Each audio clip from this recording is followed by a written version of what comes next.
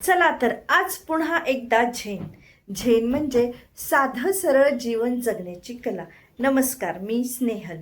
आज मी तुमच्यासोबत अशा एका विषयावरती चर्चा करणार आहे जे मी रोज ऑब्झर्व करते आणि बघते. म्हणजे आज मुलाची 10वी झाली की आईवडिलांना वेध लागतं ते त्यांच्या पुढच्या करिअरचं. मग सगळे शक्यतो सायन्सच घेतात, पण काही घेऊ दे, पण तो मुलगा ती फील्ड किंवा ते फॅकल्टी तो प्रवास करण्यासाठी आनंदी आहे का, ही पहिली गोष्ट आपण आई वडील म्हणून ऑब्झर्व केली पाहिजे. ना की आपल्याकडे पैसा आहे, आपण ते करू शकतो म्हणून भरमसाठ पैसा भरायचा आणि त्याला JEE नीटची परीक्षा द्यायला लावायचं.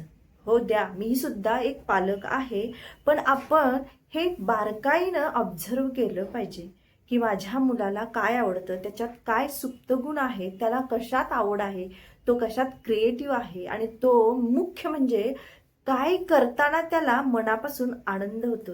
ना की ह्यांचा मुलगा नीट करतो, त्यांचा मुलगा JEE करतो म्हणून माझाही मुलगा तेच करेल. नाही, अहो, व्यक्ती तितक्या प्रकृती. त्यामुळं आपल्याकडे प्रत्येकाकडे वेगळं काही ना काही आहे आणि ते आपण पालक म्हणून आपण शोधलं पाहिजे. अजून एक गोष्ट, तुम्ही मुलं जेव्हा क्लासला जातात त्यावेळेस बघा की तो JEEच्या नीटच्या कुठल्याही क्लासला जाऊ दे, तो ती गोष्ट करताना जाताना आनंदाने जातो का?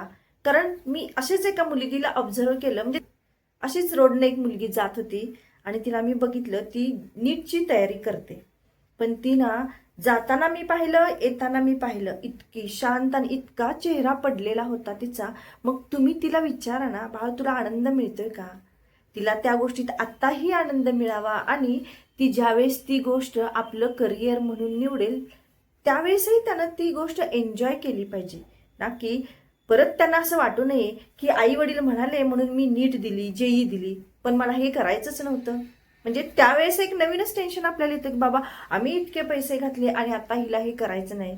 ही मुलं आपण म्हणजे दोष देत राहतो, मुलं अशीच करतात, त्यांना आई वडिलांचं कळत नाही, आम्ही गाव सोडून इकडं आलो, इतके पैसे भरले. अरे ते आपलं कर्तव्यच आहे, ते न करून सुद्धा आपल्याला चालत नसतं. पण असं पण हे नाहीये की JEE आणि नीटसाठीच तुम्ही ते करा. तुमच्या मुलाला जे आवडेल त्याच्यासाठी आपल्याला सर्वोत्तम दिलंच पाहिजे, ते आपलं कर्तव्य आहे. पण त्याच्यावरती ते लादलं नाही पाहिजे.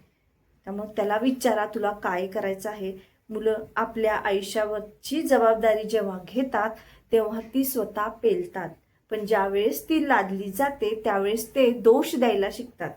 त्यामुळे माझी एवढीच विनंती आहे की त्यांना एकदा विचारा की तुला काय करायचं आहे. थँक्यू. मला कुणालाही ब्लेम करायचं नाहीये. मला जे वाटलं, मी जे ऑब्झर्व करते तेच मला आज या व्हिडिओच्या माध्यमातून तुम्हाला सांगावंसं वाटलं. थँक्यू.